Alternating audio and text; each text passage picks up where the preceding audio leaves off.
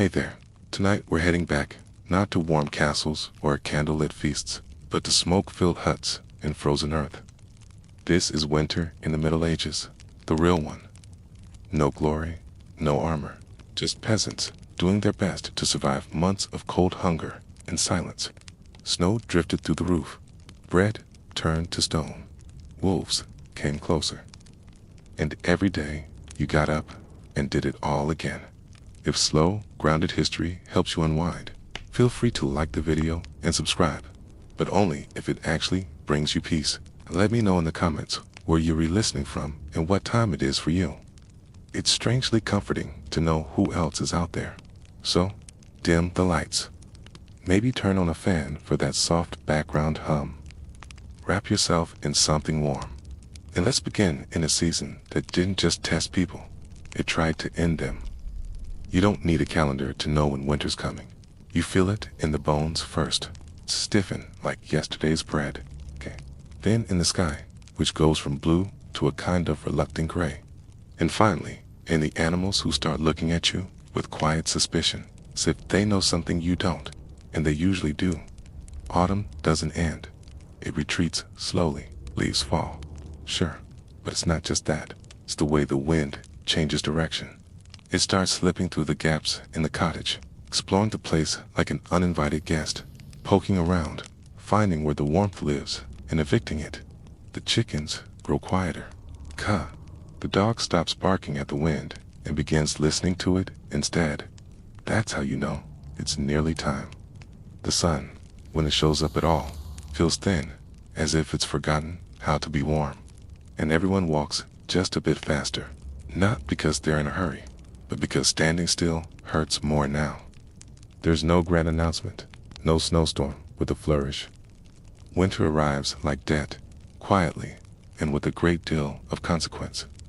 The first task, always, is denial. You pretend the cold is temporary, a chill, nothing more. You wear the same tunic you wore in October, but now with a cloak that's more whole than fabric. You tell yourself you'll mend it. You won't, 'cause you're lazy, but because the needle's bent and the threads run out, and your fingers are too numb to hold either. We talk a lot about preparation, as if we were always ready. But let's be honest, most winters arrive when we're not quite finished with autumn. There's always a corner of the roof you meant to fix, or wood you meant to chop. There's always something still left in the garden that didn't get dried or salted or stored in time. Still, you do what you can. You stuff straw between the gaps in the wall, you drape cloth over the doorway, you rearrange the beds so everyone sleeps a little close to the hearth. Even Uncle Gan, who smells like sheep and talks in his sleep about debts no one remembers. Don't light fires all day. That's a luxury. Wood is for evenings, for cooking, and for the hour or so when everyone pretends to be cheerful. The rest of the time, you rely on movement, layering, and the heat of several reluctant siblings pressed together under one scratchy blanket. The animals sense it, too. They linger longer near the shelter. The chickens huddle. The pigs go quiet, which is deeply unsettling. The cows grow more irritable, which is to say, they remain exactly the same. Outside, the ground turns to iron. The paths that were muddy last week are now treacherous. Half-frozen ruts that twist ankles and swallow boots. Water in the bucket develops a skin of ice. You break it each morning with a ladle, then curse softly as it numbs your hands. And the sky just hangs there, low, gray, expectant, like it's waiting for something. You squint at it as if you might read it, as if clouds carry messages. They don't, but they do mean you won't see the sun again for several weeks. In town, people walk faster. They speak in shorter sentences. Jokes dry up. No one's really in the mood. Even the church sermons get a little darker. The priest reminds you that cold weather is God's way of encouraging humility. You wonder if God might try a slightly warmer lesson plan. And then finally, one morning, it happens.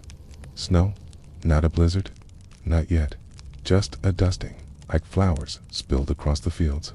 But it changes everything. The thatch turns white, The trees stiffen. Your breath comes out in little clouds. And every step outside sounds like you're stepping on old parchment. Okay? And with that snow comes the realization you're locked in now.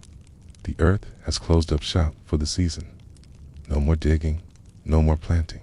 Nothing will grow. So you've already stored is all you've got. And if you didn't store enough, well, you'll learn how thin stew can really get. You begin to count things differently. Not in days, but in bundles. How many bundles of firewood left? How many sacks of grain? How many turnips? How many eggs this week? Not many, as the hens stop laying when it's cold. They prefer to huddle near the fire, just like everyone else. You keep yourself busy, even if nothing feels productive. You mend clothes, you scrape pans, you stir ashes, hoping a warm coal is hiding underneath. There's time, and there often is. You spin wool. It's not just for making cloth, it's for keeping your hand moving, your mind occupied. Too much quiet, and your thoughts start getting ideas.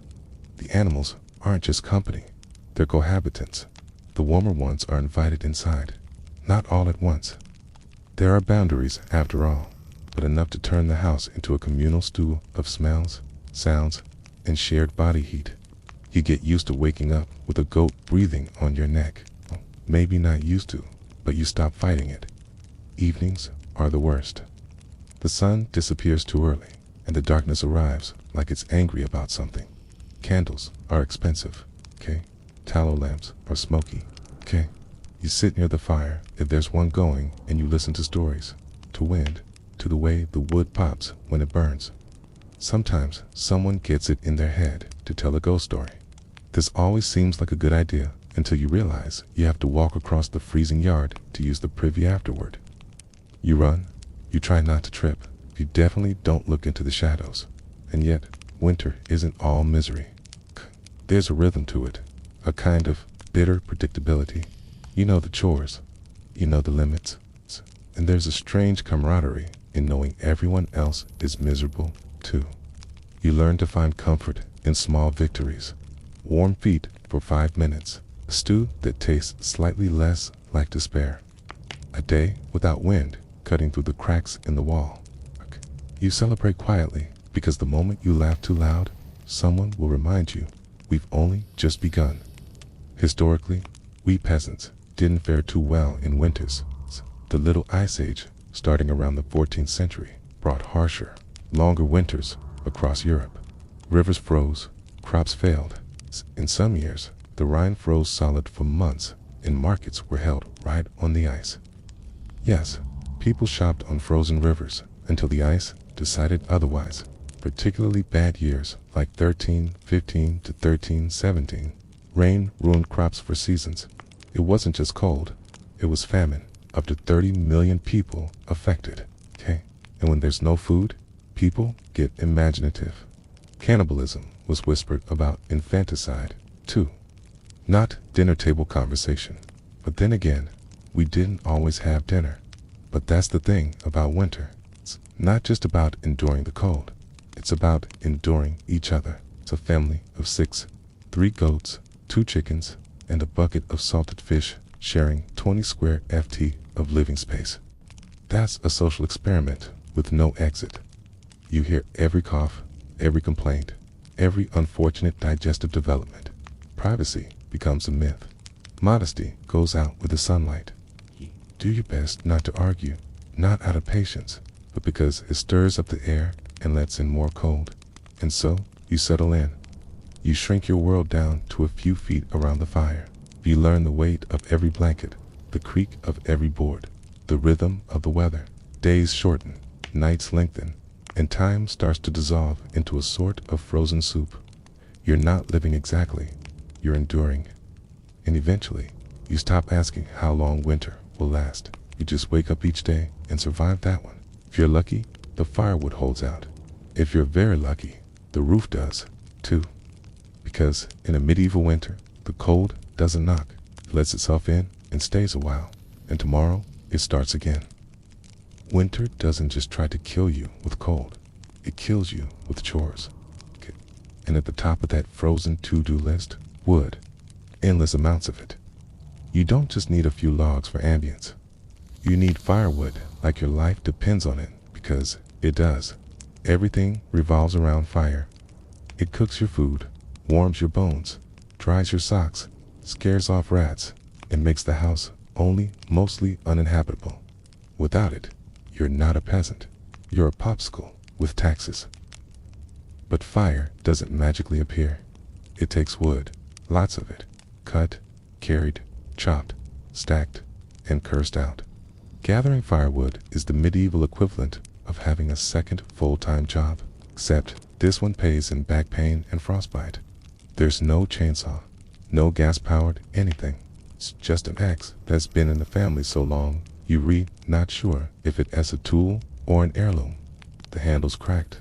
The blade is blunt, okay, but it's still better than using your hands, which, let's face it, you probably will anyway once the axe gets stuck in the third log. You start in autumn. Of course, everyone says that. Start early, except there's never enough time. The harvest runs late.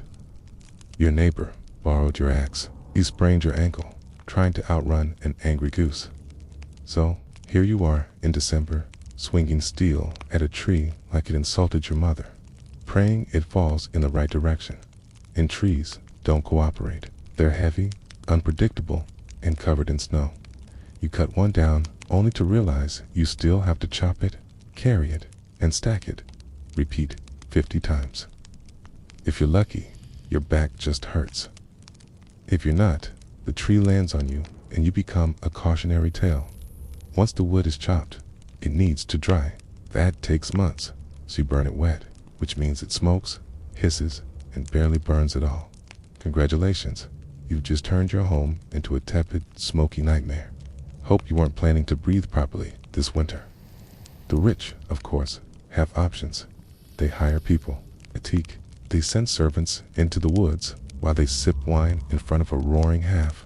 You are the servant, and your half is mostly a pile of wet twigs trying their best. Legally, you're not even allowed to gather wood in some places. Forests belong to lords, and if you're caught collecting kindling on noble land, the punishment ranges from fines to beatings to occasionally being made an example of for picking up sticks. Yes, really.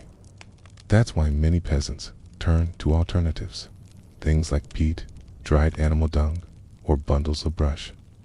These technically burn in the same way that technically soup counts as a meal. Peat gives off heat, but it also gives off a smell like wet ashes and regret.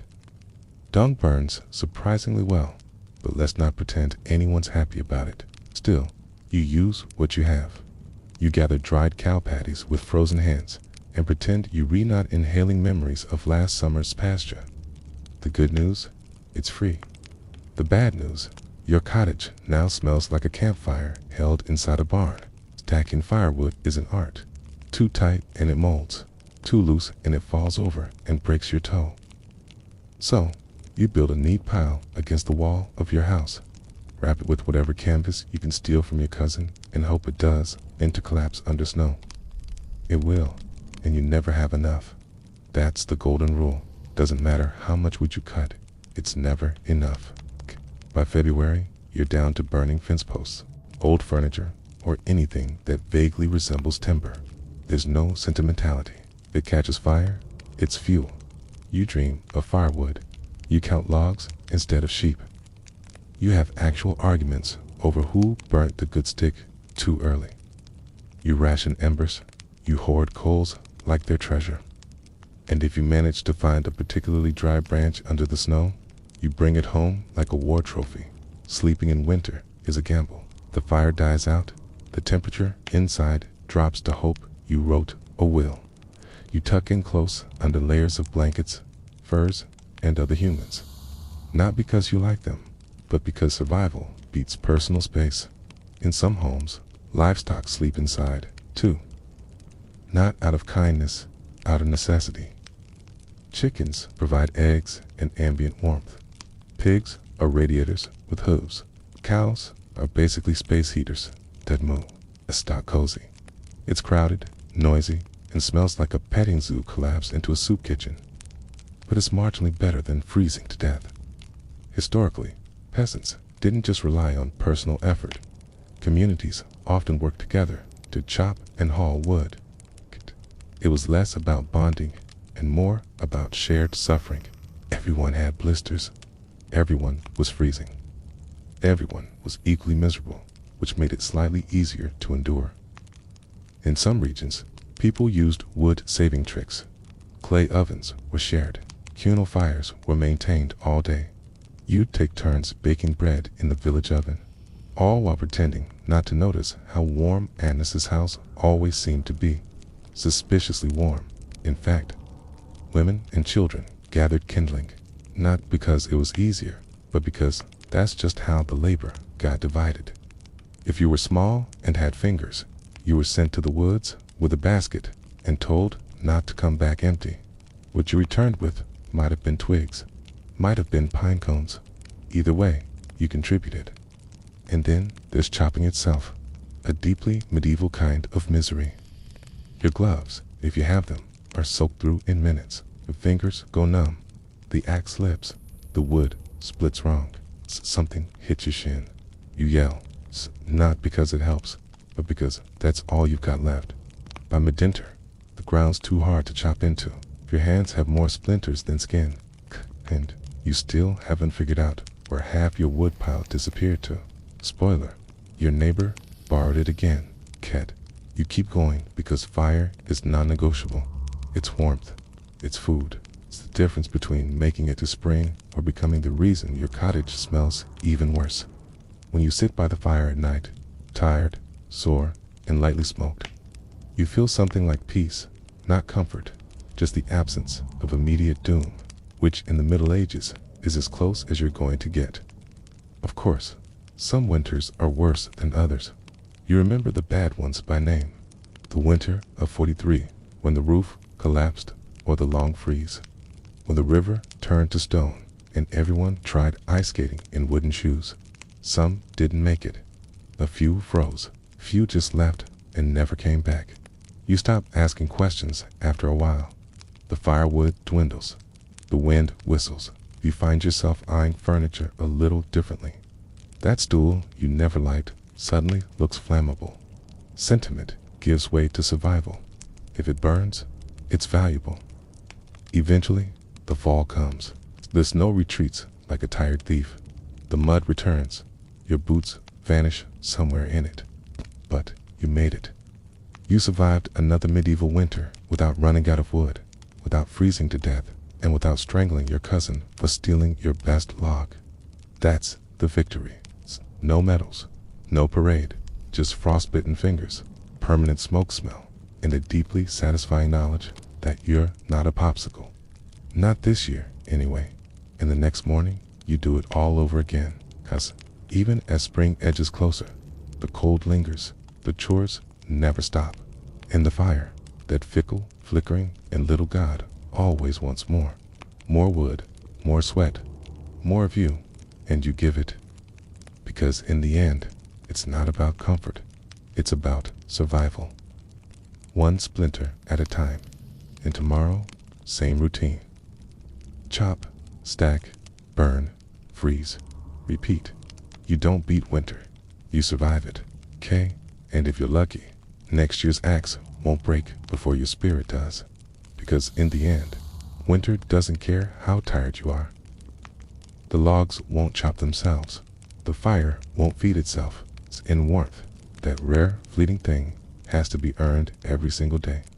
You don't need a calendar to know it's winter. Your stomach tells you first loudly, repeatedly. It's not hunger in the modern sense.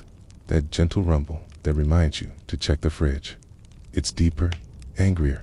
It's a kind of emptiness that makes you stare at bark and wonder, could ice do that? Food in a medieval winter is like firewood, always running out, never easy to get, and guaranteed to cause arguments. You don't plan meals, you ration them, you stress them. You look at 3 shriveled turnips and call it a feast. You start with what you've stored. It's grains, mostly barley, rye, oats, wheat, if you're rich, or stealing from someone who is.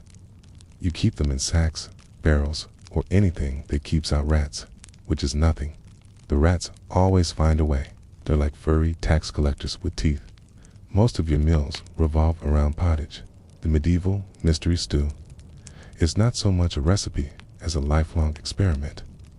You throw in whatever's edible and hope it doesn't kill you. Root vegetables, dried beans, wilted greens. Maybe a strip of dried pork if you've got royal connections or a generous neighbor. It simmers for days, sometimes weeks.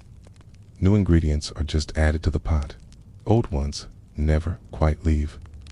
It tastes like boiled earth with a hint of onion and regret. You eat it anyway, every day. Twice a day, if you're lucky. Not because you like it, but because it's there. And in winter, that's enough. Meat is rare. You don't have a freezer. You don't even have a cold cellar. Just a slightly less awful corner of the cottage. If you did slaughter something in the fall, a pig, a goat, your neighbor's least favorite chicken, you salt it, smoke it, dry it, and then hide it from everyone in the house, especially the kids. Kids will eat anything, including raw bacon and the string you tied it with. Sometimes you fish if the river isn't frozen, if the ice isn't too thick. Can, if you haven't already burned your fishing rod for kindling. Ice fishing is a thing, just not a fun thing. Can, you chip away at a hole in the ice while your toes slowly lose sensation. Then you sit, wait, and contemplate how life became a series of increasingly stupid decisions. If you're near the sea, you might try some herring or smoked eel. It's nutritious, it's long-lasting, and it tastes exactly how it sounds. If you're not near water, you rely on whatever your neighbors didn't guard well enough. Bread is essential, but it's also a gamble. Made from whatever flour you've got. Rye, barley, sometimes lentils, and often padded out with filler. Sawdust, yes, ground acorns, maybe bark on a bad year. Bread isn't soft and fluffy. It's a blunt object, something between food and medieval defense weapon. Sometimes the bread fights back. In damp storage, rye can grow a fungus called ergot, a delightful little microbe that causes hallucinations, convulsions, and occasionally death. You don't know this. All you know is that the bread makes you see colors, scream at clouds, and possibly become a religious visionary, or a witch, depending on who's watching. Dairy helps if you have animals that haven't frozen, wandered off, or been eaten. Milk spoils quickly, so you turn it into butter or cheese. The cheese is hard, salty, and vaguely threatening. Butter is a luxury. You keep it wrapped in cloth hidden under your bed like it's gold, because in winter, it basically is eggs. Not likely. Chickens slow down in the cold. They're too busy trying not to die. You might get one a week, maybe two if you speak nicely to the hens and threaten the rooster, okay? That egg goes in a pottage, or you stared at it long enough to get food from imagination. Fresh fruits and vegetables. Damn, that's adorable. No apples, no greens. Maybe a dried plum from last August, if it didn't rot or become home to a worm. Most vitamin C comes from sour cabbage or fermented turnip, lovingly described as crunchy disappointment in vinegar. It keeps scurvy away, but also friends. Preservation is everything. You salt, smoke, pickle, and dry anything that once moved, grew, or was near something that did. You make jams from berries, if you managed to find them and did uneat them all in a sugar-starved frenzy last summer. You hang herbs from the ceiling until they drop into the soup, one by one, like leafy confetti. Nothing is wasted. Bones are boiled twice. The fat is saved. Even the ashes from the fire end up in soap or used to scrub pots. Someone throws away food, you question their sanity, or you marry them because clearly they're wealthy enough to waste things. And then there's hunger itself. Not mild hunger, not I skipped lunch hunger, but the kind that makes you feel your stomach rubbing against your spine. The kind that makes you chew slowly, not for flavor, but to make it last. Hunger's a full-time presence in winter. It sits with you, watches you cook, comments on your portions, judges your neighbor's squirrel stew, and says, actually, that looks all right. There's a rhythm to it. You wake up hungry. You go to bed still hungry. You learn to live with a gnawing feeling, like a mouse chewing inside your belly. Eventually, you stop noticing until you smell stew from a neighbor's hut and immediately consider selling a sibling. Even the better off peasants don't eat well. They just eat slightly more of the same bland, mealy disappointment. Occasionally, someone manages a real treat. Honeycomb, fresh apple slices, a slice of salted beef the size of a coin. It's a celebration, not for the flavor, but for the reminder that life isn't always awful. And then come the lean years, the bad harvests, the crop failures. You remember the winter of 1316, or at least the stories. Heavy rains drowned the fields. Rot set in. Grain yields collapsed. Livestock starved. Entire villages went hungry. They called it the Great Famine, not for dramatic flair, but because it really was that bad. Some people ate roots. Some ate moss. Some, well, let's just say medieval cookbooks don't list stewed shoe leather for nothing.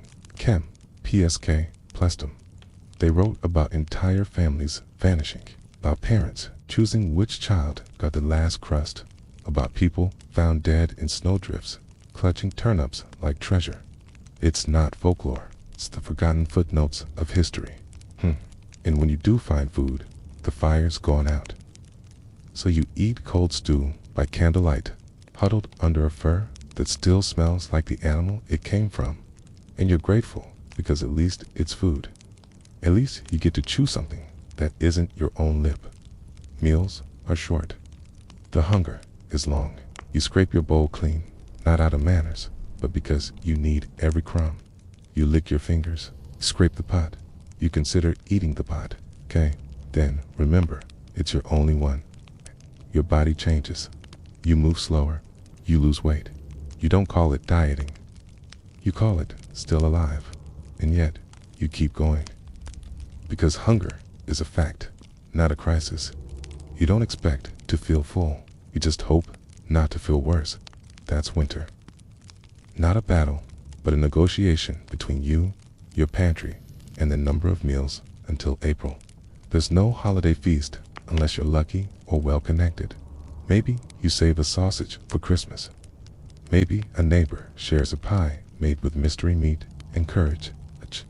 You don't ask questions. You eat, you smile, and you try not to cry when it's gone in 3 bites. Even the celebration foods are practical. Spiced ale, if you can afford spices. Nut cakes, if anyone had nuts.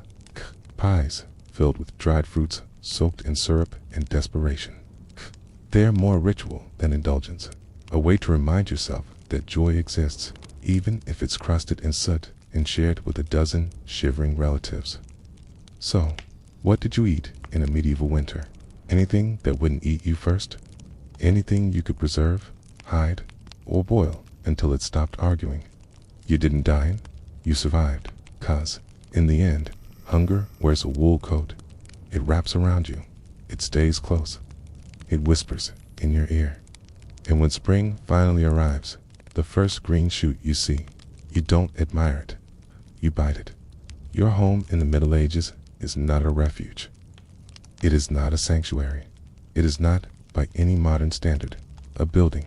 It's more like a wooden suggestion of shelter, loosely stapled to a dirt floor, and held together by good intentions, dried mud, and the unspoken agreement that nobody sneezes too hard. Let's start with the walls. Wat and Dorp, if you're lucky. That's woven wooden strips covered in mud, straw, and whatever else was lying around.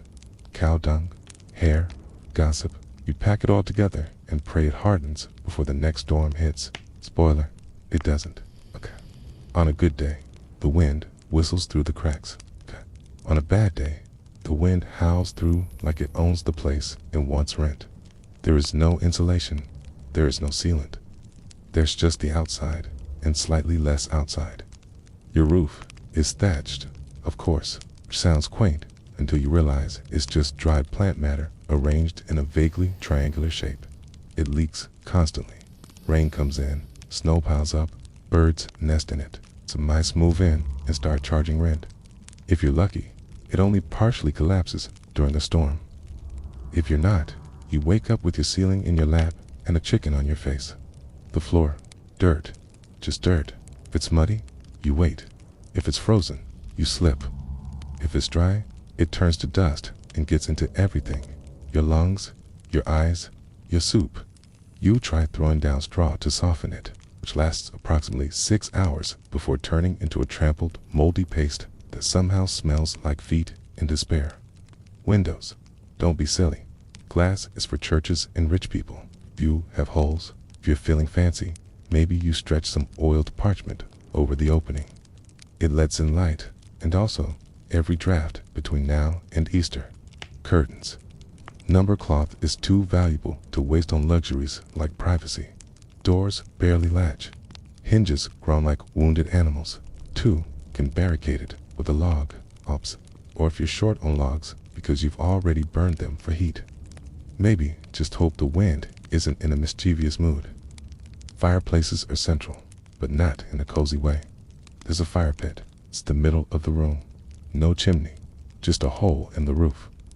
So, the smoke rises slowly, filling your home with a lovely gray fog that coats your walls. Your lungs, and any hope you had of clear breathing until spring. You don't smell the smoke after a while. You are the smoke. Now, let's talk furniture. You don't have much. A wooden bench, maybe a stool, a table, if you live in the high life. Beds are shared with your spouse, your children, and occasionally livestock. The mattress is straw stuffed into a sack, which sounds fine until you remember that straw doesn't stay fluffy. Squirrels, invites, bugs. Squirrel. Your pillow is another sack. If you're lucky, it's full of feathers. If you're not, it's just more straw, possibly slightly less crunchy. Blankets, wool if you've got it, or furs if something nearby died recently. Most nights, you sleep in your clothes under everything you own, hoping body heat plus faith equals survival. And if your fire dies out overnight, you wake up frozen in your own breath cloud, questioning every decision that led to this point. Heating the place is a challenge. You keep the fire going, sure, but heat rises, smoke rises, and unfortunately, you're sleeping on the floor, which means your toes freeze while your rafters get a lovely sauna experience. Stones around a half help, okay? They absorb heat and release it slowly, but only if you have enough fuel to make them warm in the first place. You seal up cracks with moss, cloth, or mud. It doesn't work. The wind finds a way. It always finds a way. There are days when you swear the air inside is colder than the air outside, and you do something about it. But your fingers are too numb to untie your cloak. Lighting is another delight. You've got tallow candles, which drip, sputter, and reek of beef fat, or rush lights re-dipped in animal grease, which burn like someone tried to weaponize a salad. The smoke from these mingles with the half-smoke until the whole room is a low-hanging haze of medieval asthma triggers. And let's not forget the noise. Thin walls mean you hear everything. The wind, the livestock, your neighbor sneezing, your own stomach growling back at you like it's filing a complaint. It's privacy, a myth, solitude, only if you walk into the forest and don't come back. Of course, it's not just people living here. Your cottage shares space with animals. Chickens nest in corners. Cod sleeps under the table. If you've got a cow, she lives in a lean-to attached to the wall, unless it's too cold, in which case she joins you in the main room. There is no such thing as indoor and outdoor. There is only not dead from the cold. This makes the house warmer slightly. It also makes it louder, messier, and smell like a barn that recently lost a bet. You sweep the floors, but the dirt just rearranges itself. The straw bedding smells like old milk, and if a chicken decides to lay an egg next to your head in the middle of the night, you say thank you and try to fall back asleep before it poops on your blanket. Your roof also houses guests, birds, rats, insects.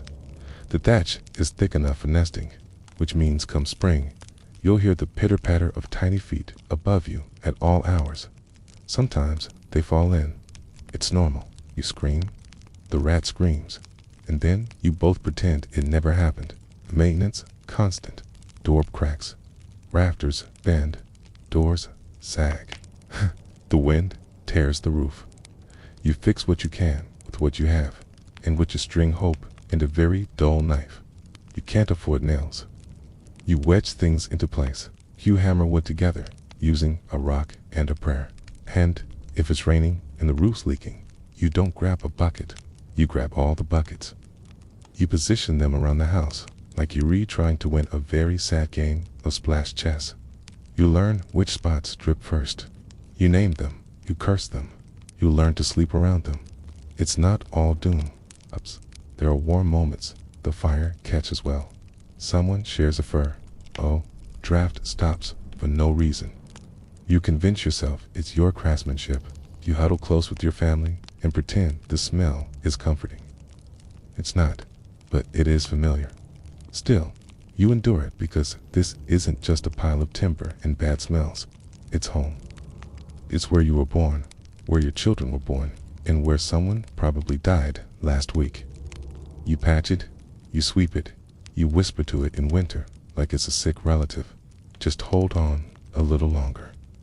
You don't compare it to a castle. You compare it to not freezing to death. And by that measure, it's doing fine.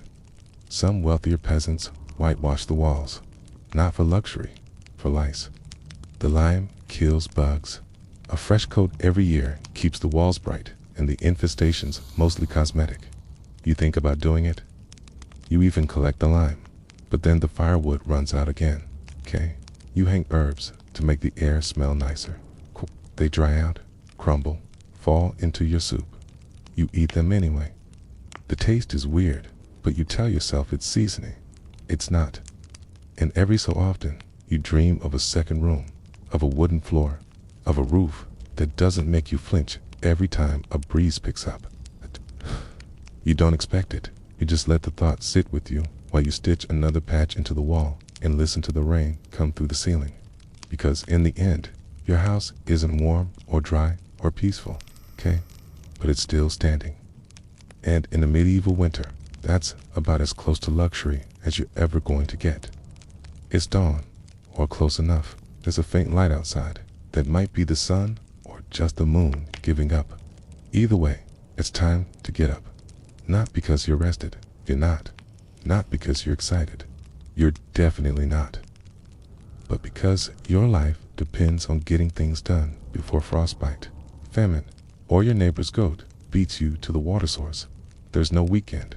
There's no me time. There's barely enough time to scrape the frost off your eyebrows. Every day is a repeat of a last gather, mend, feed, carry, boil, patch, repeat. Winter in medieval Europe is a season-long to-do list written in mud, smoke, and fatigue. First job, get the fire going. You hope the embers survive the night. If not, you're back to flint and steel, hunched over kindling with frozen fingers, and breath so visible it could be mistaken for a ghost. Wood is precious. You use it sparingly.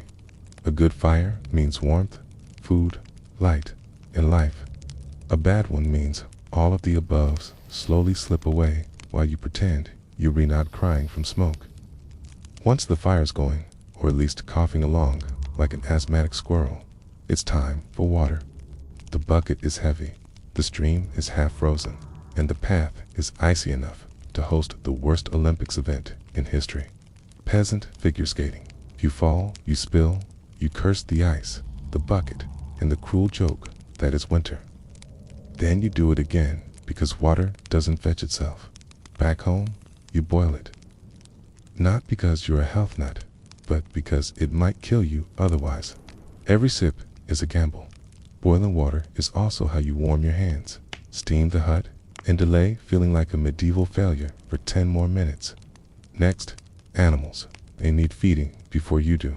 Chickens are annoyed. Pigs are loud. The cow is judging you. You scrape together old hay, kitchen scraps, and whatever hasn't frozen solid. You check the coop for eggs. There aren't any again. The rooster, however, has plenty of opinions.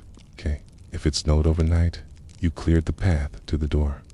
Not because it's tidy, okay, but because falling into a snowdrift while holding a bucket of pig slop is the kind of memory that sticks.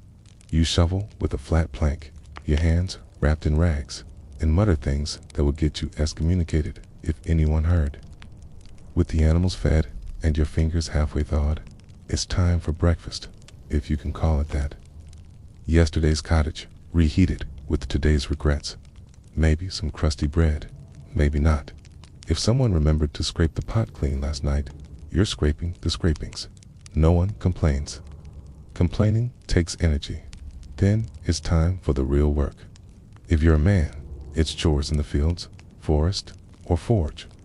If you're a woman, it's everything else. Spinning wool, mending clothes, making food, cleaning soot, hauling water, stirring the pot, and somehow keeping 6 children alive while pretending your hands aren't frozen into claw shapes. Paring the roof, that's your job. Fetching firewood, also your job. Making sure the goat doesn't freeze, escape, or explode, still your job. There are no task lists, just a rolling stream of crises that need solving before nightfall. Laundry is once a week, and it's its own form of purgatory. You drag clothes to the river, break through the ice, scrub with a mix of ash and lye until your knuckles bleed. Your soul leaves your body. Rinse, freeze, repeat. Cooking is a game of improvisation and lowered expectations. You stir the same pot you used yesterday. You skim the surface for mold and add more water, maybe some herbs, maybe a pebble for texture. You serve it hot and call it soup. Afternoons are for fixing things, okay? Tools, fences, relationships strained by arguments over who ate the last turnip. You sharpen blades with a whetstone that's older than your grandfather, who incidentally died falling off the same ladder you now use to patch the ceiling. Children help, in theory. Okay, mostly they get underfoot, but even toddlers are handed tasks. Holding yarn, scaring crows, carrying small bundles of kindling. They work because they have to. Playtime is what happens when they finish early, and no one ever finishes early. Inside, the spinning wheel turns endlessly. Wool doesn't spin itself. Linen doesn't weave itself. Every thread in every tunic has passed through hands that ache. Gloves are a luxury. Calluses are standard issue, okay? If you drop a spindle and it rolls into the fire, you just stare for a moment and quietly consider walking into the flames after it. By late afternoon, it's already dim. The sun barely tries in winter. Shadows stretch long. You rush to finish the day's tasks before the light fails. You patch walls with mud, rehang door hinges, fix a leaking roof with nothing but straw, a rock, and wildly misplaced optimism. Then you prep for the evening, stir the stew, stoke the fire, scrape the frost off the inside of your water bucket.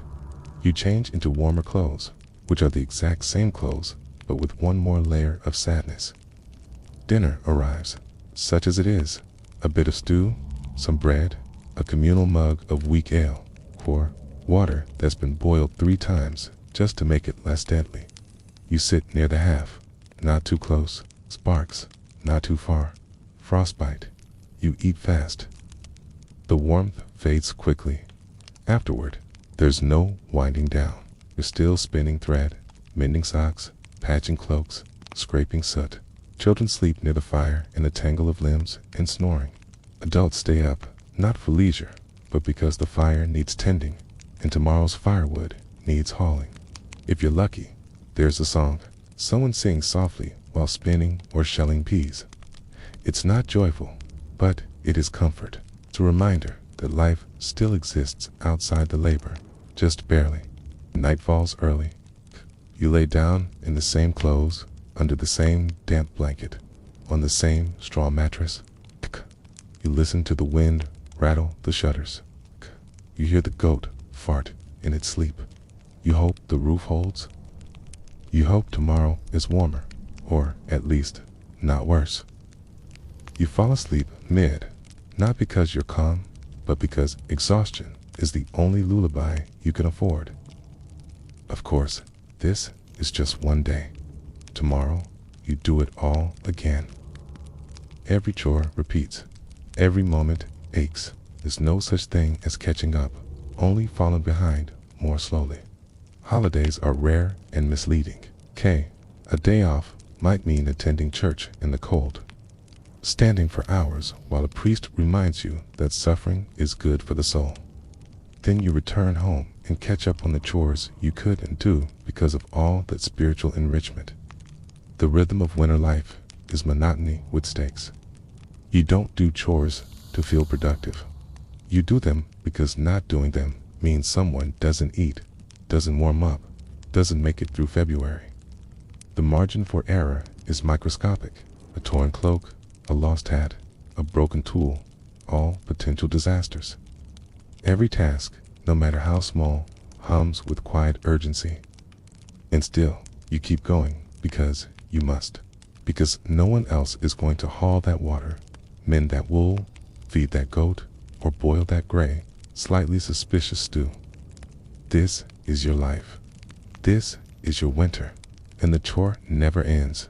Sometimes you wonder what it would be like to rest, truly rest, to sit, to breathe, to not have a list in your head that stretches from dawn to dusk. But rest is a luxury. Movement is survival.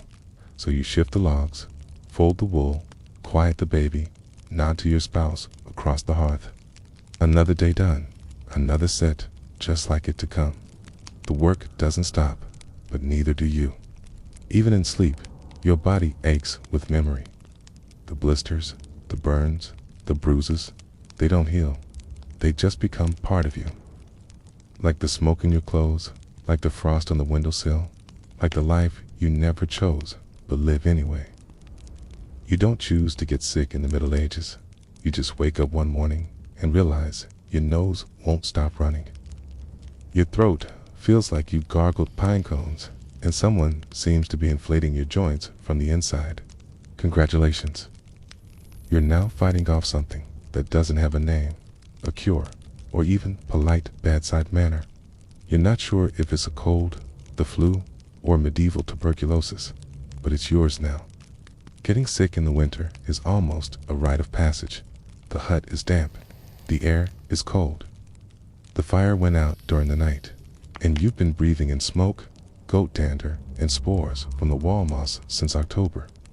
No one knows what germs are yet, but your body does, and it's currently throwing a tantrum about it. Everyone coughs, everyone sneezes.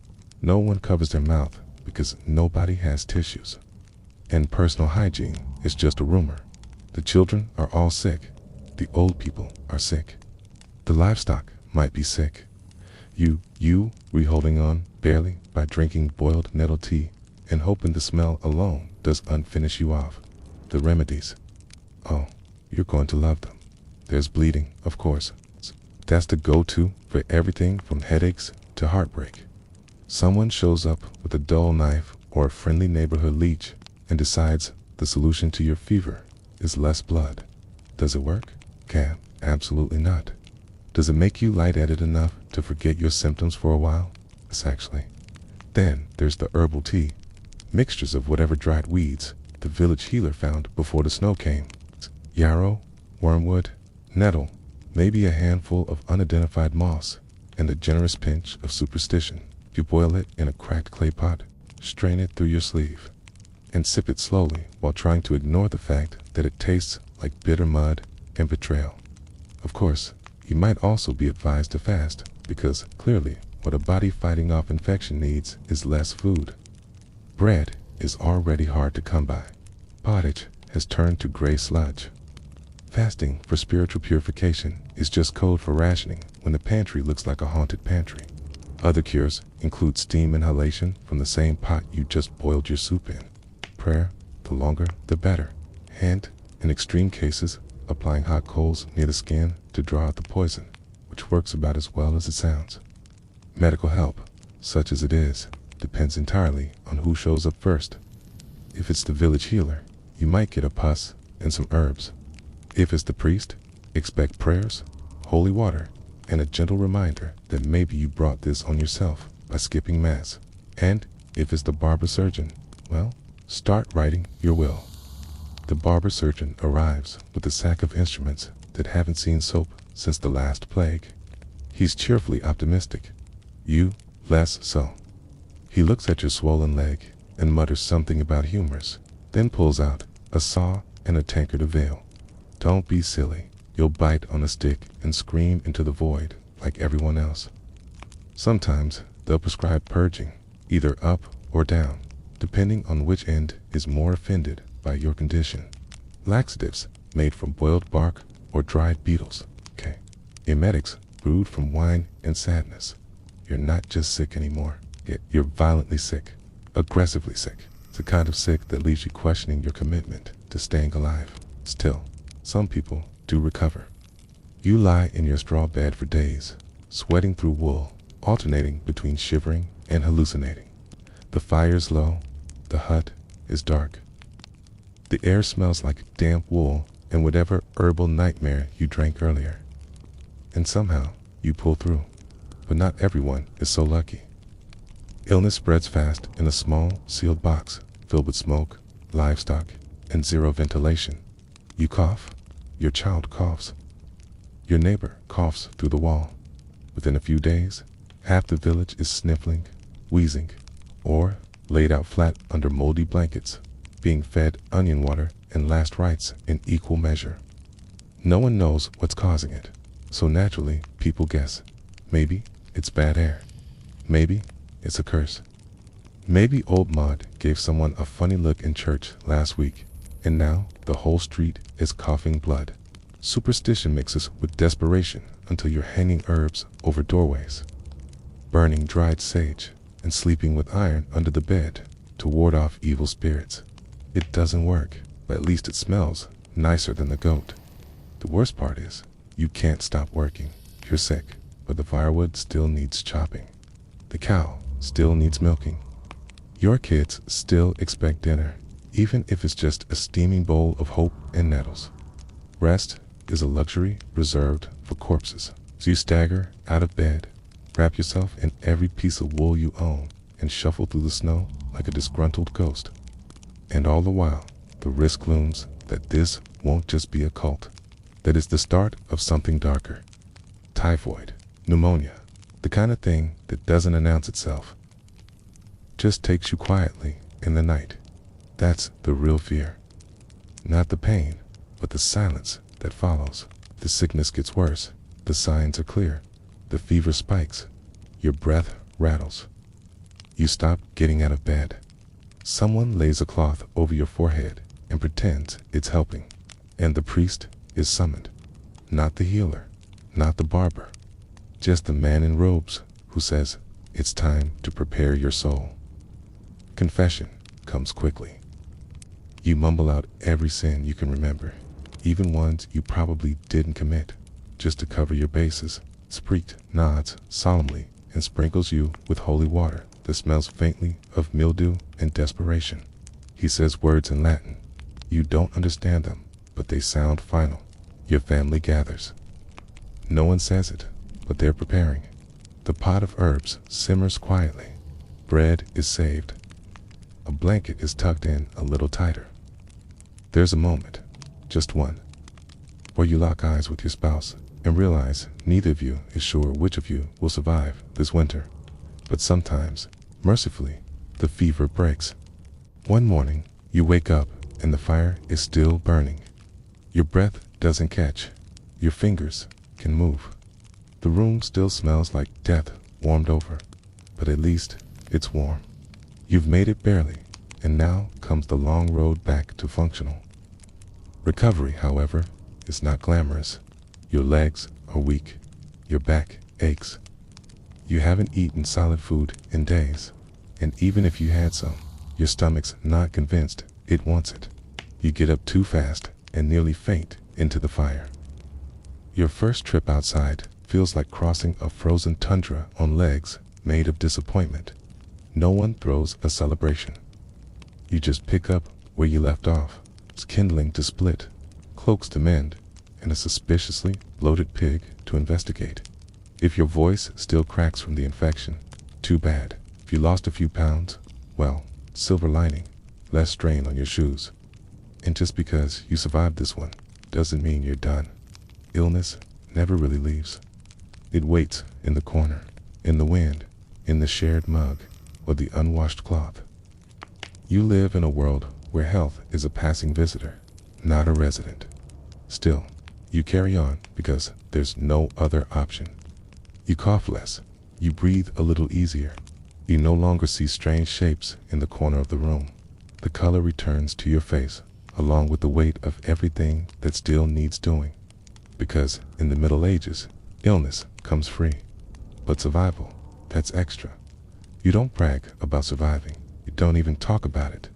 You just wake up the next day, pull on your patched tunic, and start hauling water again. Because in this world, staying alive is the only proof you ever get that you were strong enough. And even that, in a winter like this, feels like a small kind of miracle. Truly, authority in medieval Europe wasn't a suggestion. It was a fact of life, like mud, cold, and that one neighbor who always smells like pickled turnips.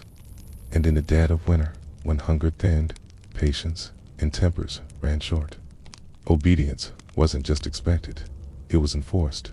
You don't talk back, you don't complain, you don't ask why unless you enjoy the taste of public punishment and splinters.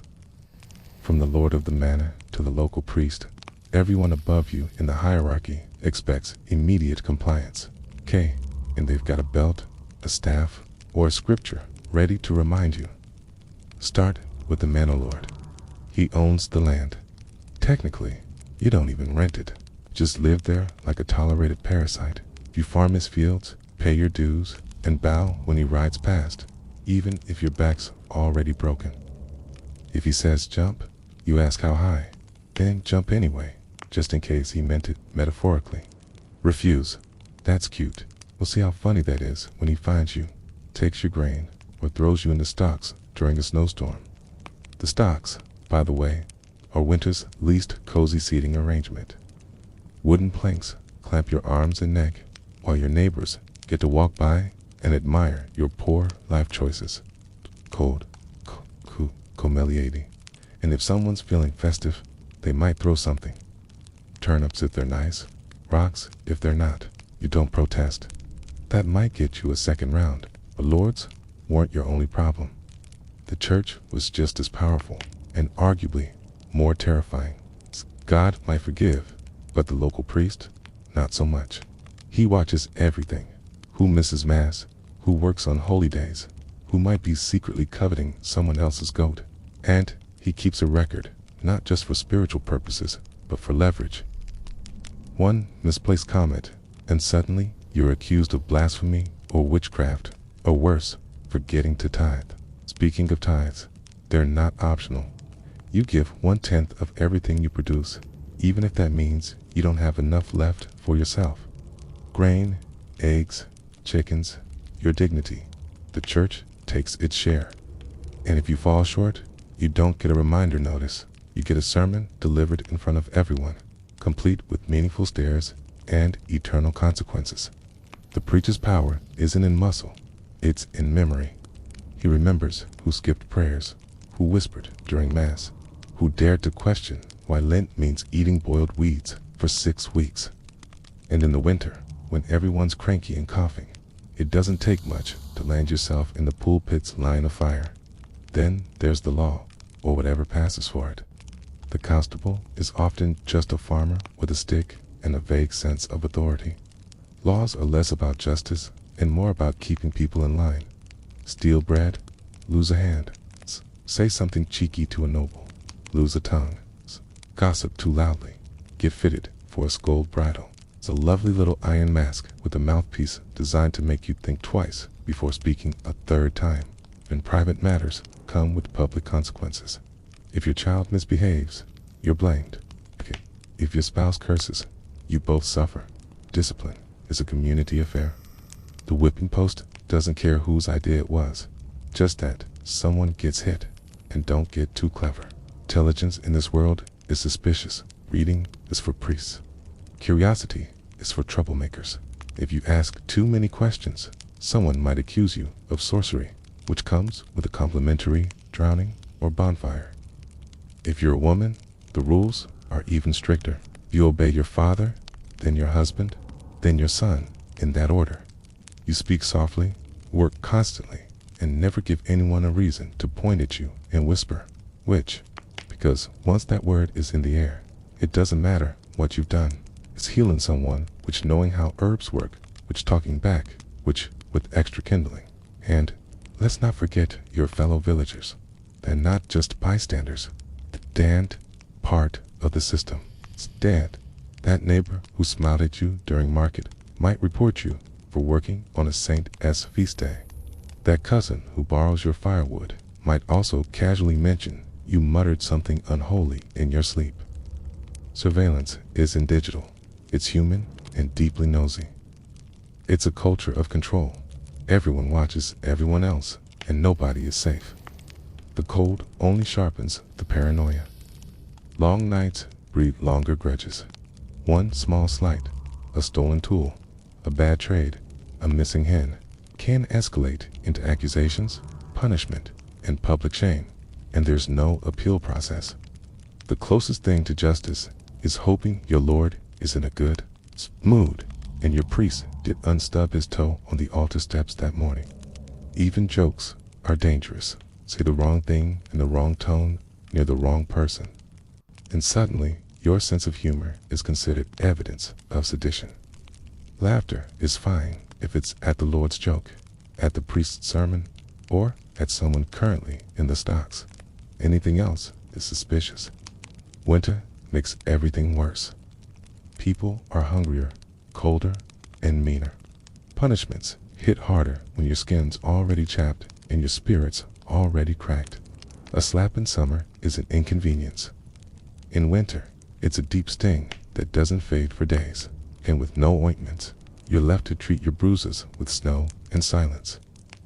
There's no village meeting to discuss grievances. It's just top-down orders and bottom-up obedience. And if you push back, if you speak your mind, advocate for fairness, or question why Father Thomas gets extra rations every Friday, well, you're courting a punishment that might outlive your usefulness to the village. Even animals get better treatment if they're productive. A healthy ox is more valuable than an injured peasant. A goat that gives milk gets fed before you do. Your worth is measured in output and obedience, not opinion. Stay in your place. Stay quiet. Stay useful.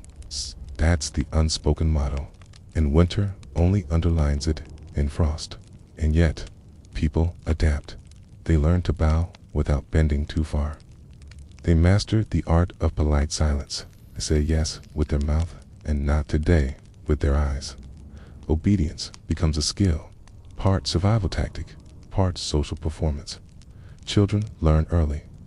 They're taught not just how to work, but how to act, how to speak to the Lord, how to avoid the priest's gaze, how to sit still at Mass and not giggle when old Margaret snores during the homily. You don't teach them to dream big.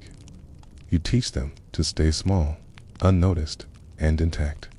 Even religion, the supposed comfort in a world this hard, is used as leash. You're reminded, weekly, sometimes daily, that obedience brings salvation, that questioning is the road to hell, that God is watching. And also, coincidentally, so is Father Thomas, who seems a little too invested in whether or not you kneel deeply enough during prayer. At night, the village is quiet. It's not peaceful, just quiet, the kind of quiet that sits heavy. You listen to the fire crackle, the wind moan, and the occasional footsteps of someone trudging home from the tavern. You lie still wrapped in wool and fear and think about how obedience kept you alive today. Not happy, not free, but alive. Tomorrow, you'll wake up and obey again, not because you believe in the system, but because survival depends on it. The price of winter is submission, and everyone pays, whether they mean to or not. You don't question the cold. You don't question the rules. Just pull on your boots, bow your head, and keep moving. Because in the medieval winter, questioning authority isn't rebellious, it's suicidal. Even your thoughts aren't entirely your own. You shape them carefully, keep them quiet, tuck them away behind your eyes. 'Cause in a world built on obedience, even thinking freely feels like a dangerous luxury. So you obey, you endure, and you wait for spring. Because in winter, even rebellion freezes, and you've got enough to survive without adding heresy to the list. So you lower your eyes, seal your lips, and carry on like everyone else. You're not alone out here, okay? And that's not meant in a comforting sense. The kind people say when offering hug. It's the kind whispered by your inner voice when something howls in the woods and your door is unquite shut right. 'Cause in the medieval winter, you are surrounded by things that want your food, your warmth, and occasionally your face. Wolves are the obvious concern. By December, they're starving.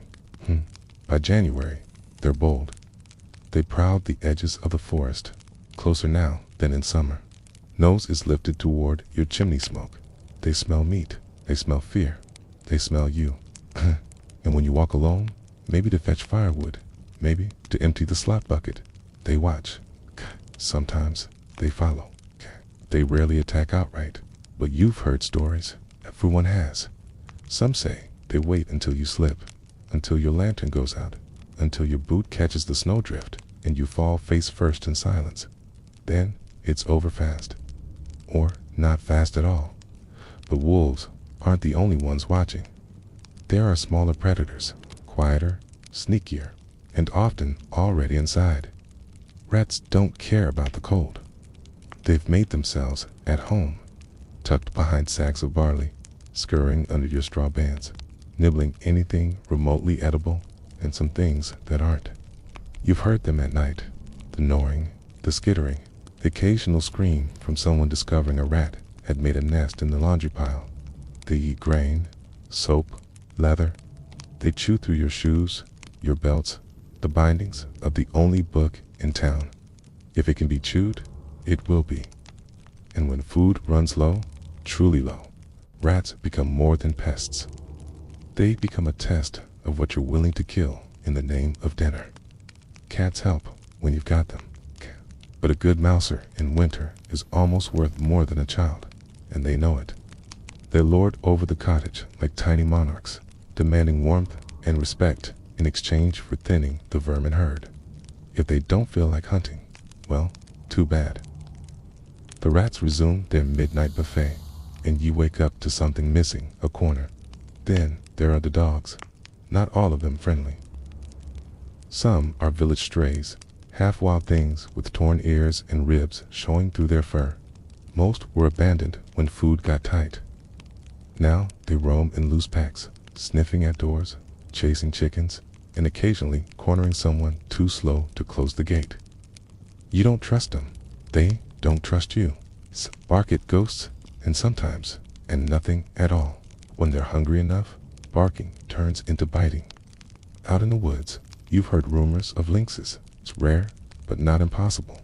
A blur of fur and claws that disappears before you're even sure it was real. But mostly, they avoid people. Mostly.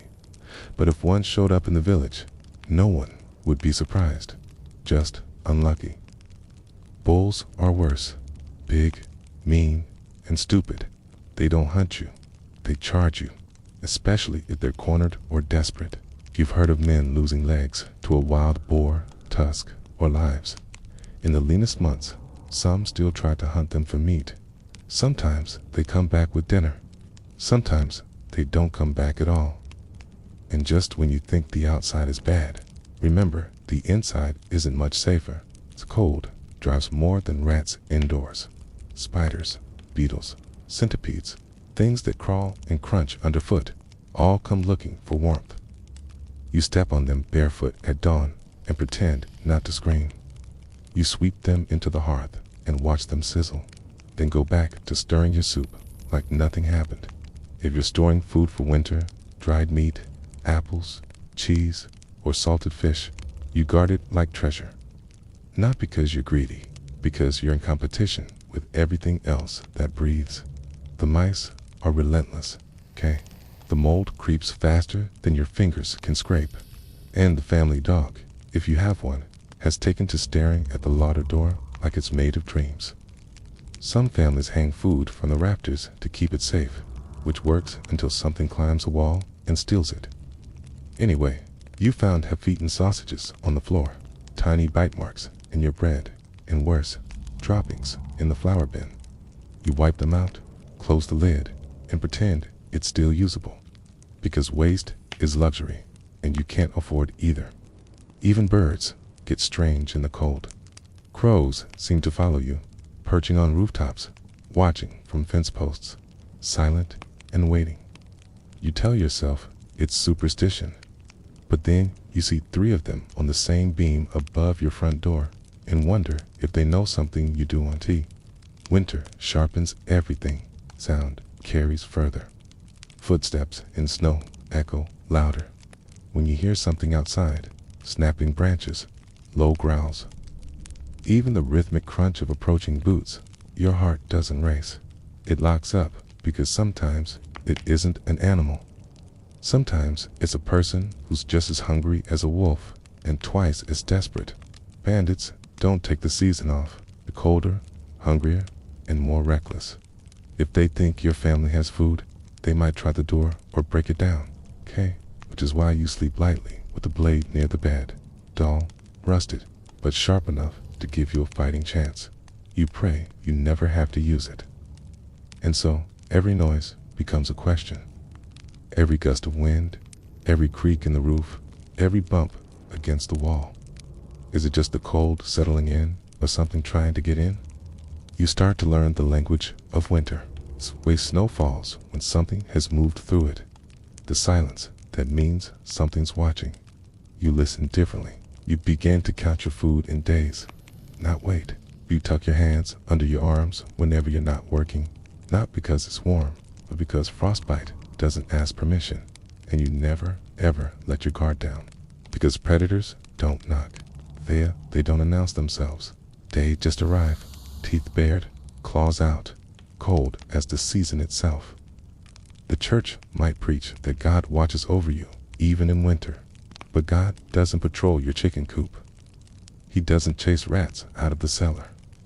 And he doesn't leave tracks in the snow just beyond your door. So, you check the locks. You double knot the rope. You leave the fire burning low and the knife where you can reach it high. And when you sleep, it's the kind that ends at the smallest sound. Half rest, half readiness. 'Cause winter isn't just cold. It's alive. It's hungry. And it's always waiting. In the mornings, you check for tracks. Not out of curiosity, out of necessity. A single line of paw prints across your garden means something visited. Maybe just passing through, maybe scouting. Sometimes it's foxes nosing around the chicken coop. Sometimes it's worse. You shovel snow from the path, not just to walk safely, but to erase evidence, to make your home look less tempting to whatever might be watching from the tree line. Some people hang charms above their doors, bits of bone, carved wood, sprigs of dried herbs. Protection, they say, against animals, against spirits, against luck turning sour. Whether they work is anyone's guess, but no one dares remove them. Your dreams turn strange. Teeth, eyes, heavy footsteps. You wake in a sweat, breath fogging in the cold air. A lesson, just in case. Because winter in the medieval world doesn't just test your strength, it tests your sanity. It frays your nerves, your sleep, your sense of safety. Every dark night is a dare. Every howl a reminder. Out here, you're not at the top of the food chain. You're just another creature trying to survive the cold. So, you carry on, eyes open, doors shut tight. Because in a medieval winter, staying warm is only half the battle. The rest is making sure nothing eats you before spring. And if something is hungry enough, it won't care whether you've prayed, prepared, or hidden well. It will just come. And you'll need to be ready, because in a world like this, even rebellion freezes. When your food is gone, your toes are numb, and your roof leaks more than it covers. There's only one place left to turn. God, or more specifically, the medieval church, which, depending on the day, is either your salvation or one more mouth demanding something from you. Religion in the Middle Ages wasn't optional. It was oxygen. It filled every hour, every room, every thought, especially in winter when death felt closer than ever and plagues liked to show up uninvited. You didn't just believe in God. You structured your life around the idea that he was watching and that he wasn't thrilled. The church didn't just offer comfort, it offered rules, rigid ones. You attended Mass, even if the church was colder than outside. You fasted on command. You confessed things you weren't entirely sure were sins. And if you didn't, the consequences weren't just spiritual, they were social. People noticed, people talked, and nobody wanted to be the reason the harvest failed or the fever spread. The church building itself was no haven. Stone walls, dirt floors, a draft that seemed to aim directly at your spine. You'd huddle beside your neighbors, trying not to shiver loud enough to be accused of weakness, while the priest, layered in robes and spiritual authority, droned Latin none of you understood. But you nodded anyway, because it wasn't about comprehension. It was about obedience. Mass didn't pause for weather. If the river froze over, you crossed it. If your child had a cough that sounded like the devil himself had taken up residence in their lungs, you wrapped them up and brought them along. Missing Mass wasn't just frowned upon. It was noted by the priest, by your neighbors, by that one old woman who never blinked and always sat in the front pew. And let's not forget tithing. 10% of everything you had, or were supposed to have, went to the church. Not 10% of your surplus, 10% of everything. Whether your family was living on turnip broth and stringy boiled oats didn't matter. The Lord still needed his cut. Apparently, heaven had expenses. During winter, religion wasn't just ritual. It was survival theater. People prayed for everything. Warmth, food, health, the strength not to strangle their in-laws after 3 months of being snowed in. Every problem had a saint. Sick cow, Saint Telegius, frozen fingers, Saint Polycarp. Probably lost your axe in the river. Saint Anthony lost your mind trying to survive January. Saint Dymner, patron saint of those just barely holding it together. And then there were relics, bones, teeth, splinters of alleged crosses, handkerchiefs that once touched someone holy. These were housed in glass cases, silver boxes, or whatever could be fashioned out of melted down spoons. People would trudge through snow and slush for miles just to glimpse one, kiss it, and whisper a prayer. Not because they fully understood the theology, but because they were out of options. Miracles, at least in theory, were always possible. You could be healed. Your baby could recover. Your pig might stop foaming at the mouth. And if none of that happened, well, perhaps it was your fault for not believing hard enough, or for that unconfessed sin you were pretending didn't count because it happened in the dark. Confession was its own sort of winter ritual. You'd kneel in a wooden booth, knees frozen, voice low, whispering your sins to a man who already suspected what you were going to say. The priest didn't flinch. He'd heard worse. Always had adultery, theft, envy. That time you accidentally ate bacon on a fast day. You said your piece, got your penance, and left the booth feeling briefly lighter until the guilt crept back in 5 minutes later.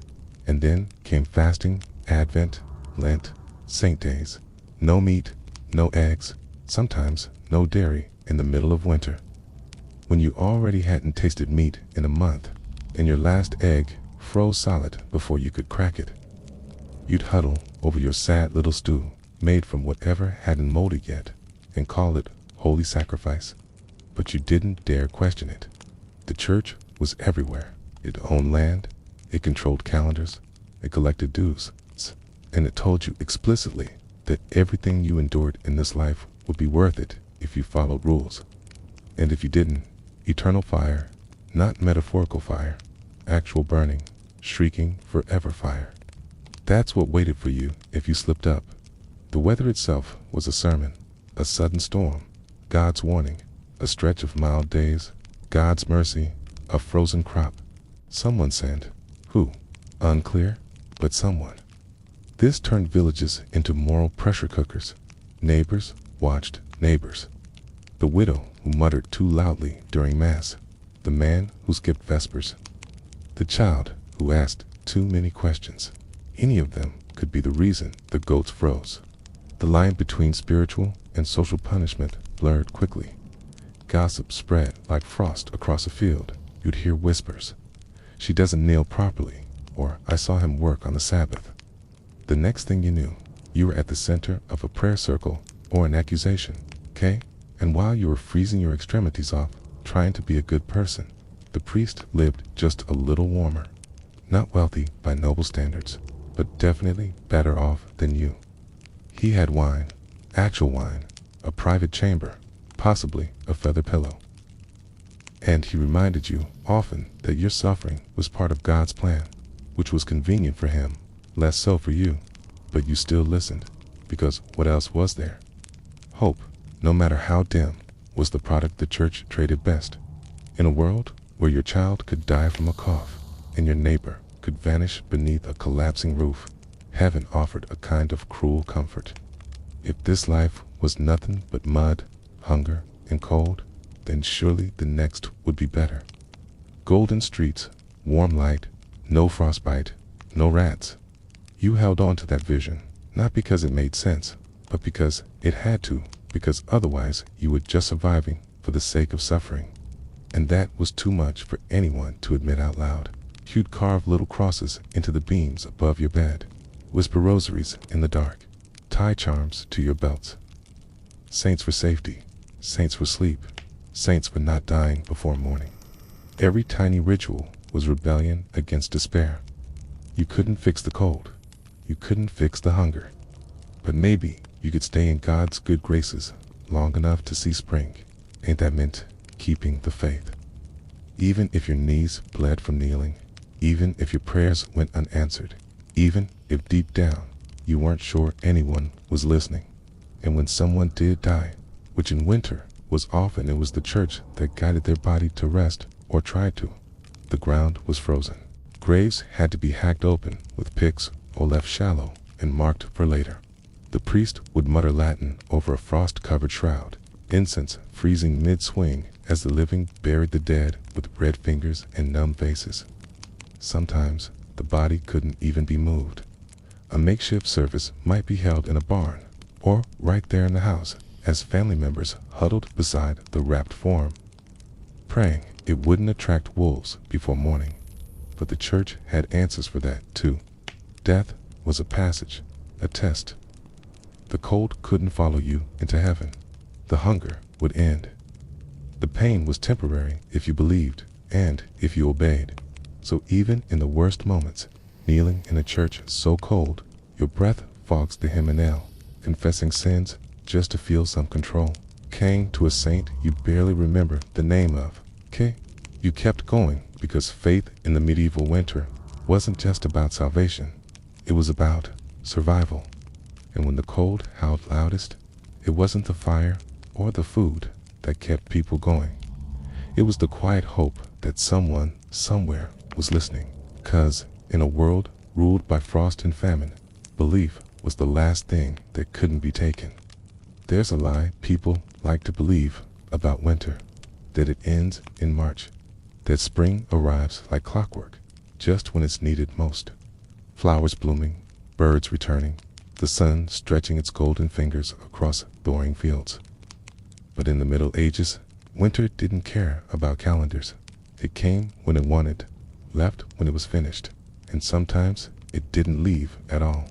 March could be just as cruel as January. Snow still fell. Ice still clung to the eaves like it had paid rent. The wind kept howling, and the sun stayed low, pale, and deeply unhelpful. Mud replaced snow, but that didn't mean life got easier. Tez meant your boots got heavier. Spring was a rumor. Hope was a dangerous luxury. By the time the snow finally melted, the damage had already been done. The ground forward, yes, but the people didn't. What winter didn't freeze? It starved. What it didn't starve? It broke. Bones, tools, spirits. Some families came through it thinner. Some didn't come through at all. You'd walk into town in April and find doors still shut, chimneys still cold, no smoke, no footprints, just silence. Then that particular kind of stillness that means someone didn't make it.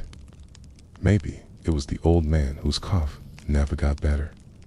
Maybe it was the woman who gave her bread to her children until there was enough left for herself. Maybe it was the child who got sick in February and just faded. Funerals were quiet affairs, if they happened at all. By late winter, the graveyard had filled faster than anyone expected. The earth was too hard to dig properly for most of the season, so bodies were sometimes wrapped and kept in barns or caves until the ground could be broken. You'd smell them before you saw them, and even if you survived, you didn't exactly celebrate. Cute, you didn't burst into song at the sight of a crocus. You stared at the dirt like it owed you something. Like maybe if you waited long enough, it would give something back. Food, hope, a reason. Spring was not a joyful rebirth. It was a slow, muddy crawl out of the grave you nearly slipped into. You were alive? Yes, but different. A little quieter, a little thinner. You laughed less. You trusted less. You had seen what hunger could do, what cold could steal, what desperation could turn people into. You didn't talk about it, not directly, but you saw it in each other. In the way people flinched at loud noises, hoarded crumbs, stared too long at piles of firewood, as if counting them like coins. You could tell who had seen someone die. You could tell who had buried their own. And the hunger didn't end just because winter did. Your stores were empty, your livestock thin, and nothing had grown yet. It would be weeks, months, even before the fields fed you again. Until then, it was the waiting game. You boiled the same roots. You baked the same rock-hard bread. You hoped the rains came and not another frost. And then there was the work. Winter didn't just starve you. It broke your tools, rotted your thatch, collapsed your sheds. Spring meant fixing everything. Fences, roofs, wheels, muscles. Had to patch, plant, chop, haul. There were no breaks, just new tasks stacked on top of the old ones. You planted seeds with fingers still cracked from frost. You hoed soil while coughing up the tail end of a January illness. You did all this while pretending you weren't still hungry, weren't still grieving, weren't still having dreams about being chased barefoot through snow by something with your brother's face. Records from the time where they exist speak more in silence than statistics. Parish logs list who was buried, but not why. Chronicles write of harsh seasons, of unusual mortalities. They don't mention that a village of 60 might be 40 by April, that 10-year-olds look 20, that women miscarried from cold alone. What we know is this medieval winter wasn't something you got through. It was something you survived in the strictest sense. You made it to the other side. Not untouched, not whole, just breathing. And even that was rare. No one talked about trauma. The word didn't exist, but the symptoms did in every hollow stare, every child who flinched at the wind, every man who woke up shouting in the middle of the night. You were expected to move on, to rebuild, to be grateful. But some people didn't move on. Some stopped talking. Some drank more. Some prayed more. Some just faded. They worked the fields without speaking, ate without tasting, looked at their families like strangers. These were the survivors, too. The church offered language for some of it, divine testing, trials, purification through suffering. But even that started to feel thin when your baby did end to wake up, or your mother was buried with the Thor. God's will only goes so far before it starts sounding like a shrug. But still, you kept going because there wasn't another option. You fed the chickens. You mended the door. You taught your surviving child how to tell if the flour had gone sour. Life resumed, not because it got better, but because no one told it to stop. And eventually, One day in late May, something green would appear. Not much, just a sprout. A weed probably, but still, okay. It was enough to stop and look at, enough to feel briefly like the world might soften again. Tease, spring didn't erase anything, just buried it under fresh chores and thinner shadows. The losses stayed. The silence remained. You remembered every name that didn't make it. And when the four revealed things lost in snow, a boot, a rusted knife, a child's doll, you picked them up gently and didn't say a word. You'd hear laughter again eventually, quiet, careful laughter around a new fire beside a pot of something marginally more edible. It wouldn't last long, but it was something. Okay, a child might chase a chicken through the yard. Someone might play a tune on a battered flute. The smell of wet earth and budding grass replaced the stink of mildew and death. Not joy, not yet, but motion. And that was the best you could ask for. You didn't expect happiness, just less pain. You learned to plant early, to store better, to brace harder. But you also knew, deep in your bones, that next winter could be worse. It was always just a matter of when. And so you lived with scars, with stories, with a cautious kind of hope. You didn't talk about the worst of it, because what was the point? Everyone had their own version. Everyone had frozen fingers, buried kin, or nights they weren't sure they'd wake from. You walked past the churchyard and didn't look too long. You saw the new growth and felt the old grief. And when someone asked how your winter was, you just nodded, said, "We made it," because that was all anyone ever said. The truth was longer, messier, colder. It lived in the corners of the room, in the way you wrapped your cloak tighter, even in the sun, in the way you counted your food twice, in the way you listened for wolves, even in spring. Survival wasn't triumph. It was just endurance. But in the Middle Ages, that was enough. So you wiped your hands, fed the fire, planted the next seed, and waited for the cold to come again. Because in a time when nothing was promised, not warmth, not food, not tomorrow, making it through winter was the closest thing peasants had to a miracle. And for most, there were no songs, no records, no legacies, just another spring and the quiet proof that they were still here. Because survival didn't make you a hero. It just meant you were still standing when the snow finally gave up. And that in the medieval winter was the only victory that mattered. One more breath, one more season. Endure.